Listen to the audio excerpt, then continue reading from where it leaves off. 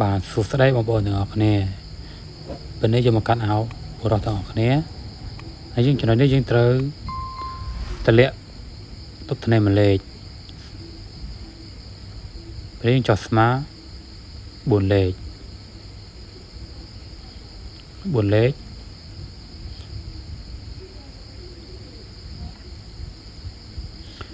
នេះយើងត្រូវទៅរកចំណុច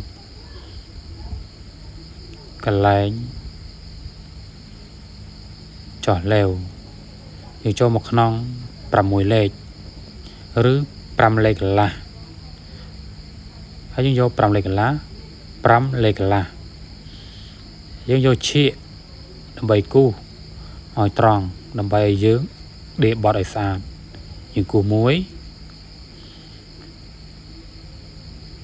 ហើយយើងគូសបន្តដែលយើងគូសមាញ់ទីបន្ទាប់យើងត្រូវរកចុះកកូនក្មេងនេះជាកូនក្មេងចុះ6លេខកន្លះចូលមក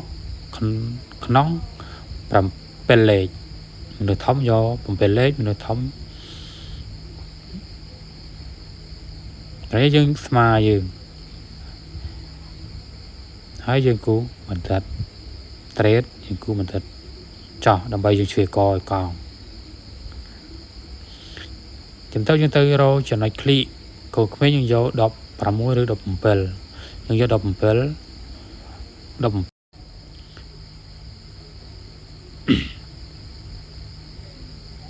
យើងចូលមកលេខកន្លះទ្រូងយើង23យើងធ្វើចំណុចនេះយើងយក23យើងបូកថ្នេរ2លេខឬ3លេខទីសងយើងស្រឡាញ់ហើយយើងចូលចំណុច23នេះចូលមកក្នុង8លេខឬ7លេខសកលក្មេងយើងទៅគូបន្ទាត់កោងមួយដើម្បីយើងឆ្វេងឃ្លីបើមនុស្សធំយើងចូលតង់ថ្នេរដេ8លេខកន្លះឬ9លេខកូនក្មេងយើងចូលមក18ដើម្បីយើងចុះកបោភាសាអាវសូត្រយើងត្រូវឆែកចង្ហៀងនិងពុះថ្នេរខាងក្រោយហើយកបោចុះមួយកបោចុះយើងយក8លេខភាសាកូនក្មេងបាទ8លេខកន្លះឬ8លេខបន្ទាប់យើងត្រូវធ្វើសម្រង់អាវយើងគឺ67យើងធ្វើដូចគ្នា67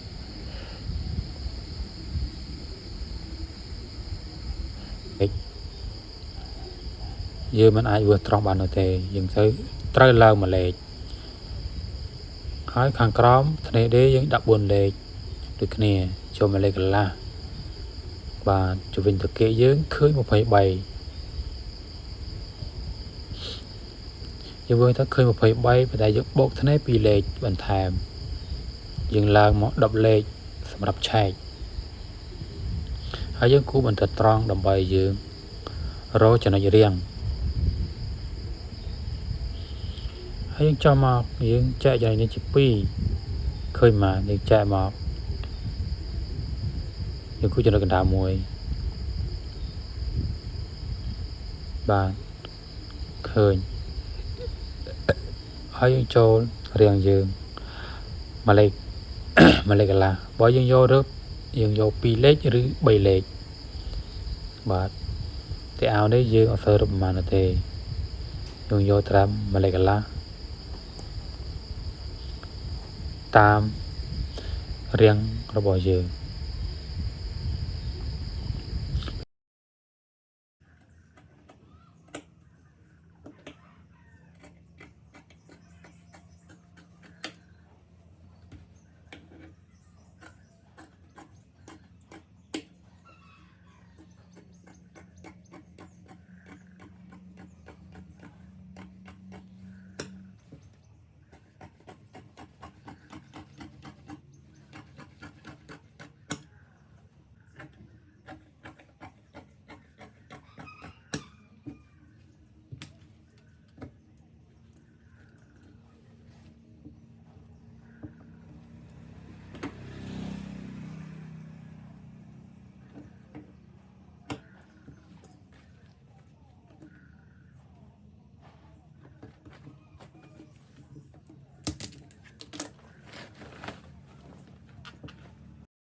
ហើយពេលនេះយើងមករៀបកាត់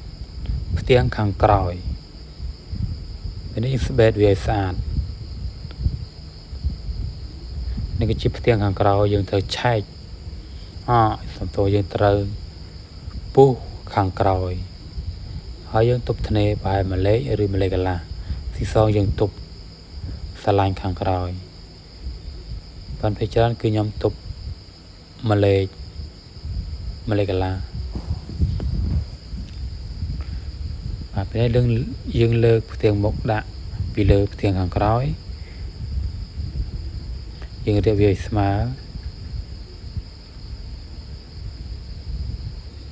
បាទហើយចំណុចនេះយើង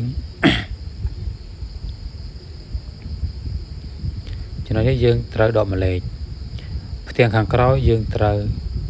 ទូចជាងខាងមុខ1លេខយើងចុចវាហើយយើងឡើងមកចំណុចនេះ6លេខចែកជា2ឃើញ3លេខឡើងមក6លេខ3លេខដូចគ្នាហើយយើងគូបន្ទាត់ត្រង់មួយចូលមកចំណុចនេះដែលយើងគូ8លេខគូបន្ទាត់ចូលមួយយើងឆ្វៀលឲ្យកងនេះគឺជាកខាងក្រោយយើងវាស្មើខាងមុខឃើញបានឃើញ15កន្លះយើងយក15ឬ16ឲ្យលើសជាងបន្តិចចំណុចនេះយើងចូល1លេខកន្លះហើយយើងគូបន្ទាត់កោងបន្តិចដើម្បីយើងឆ្វៀលឃ្លៀឆ្វៀលវាឲ្យស្អាតបាទហើយយើងវារកឃ្លីដើម្បីយើងទៅកាត់ដៃអាវព្រោះចំណុចនេះដែលយើងចែកជា2បាទឃើញបាន26ដើម្បីយើងយក26នេះយកទៅកាត់ដៃអាវពេលយើងត្រូវកាត់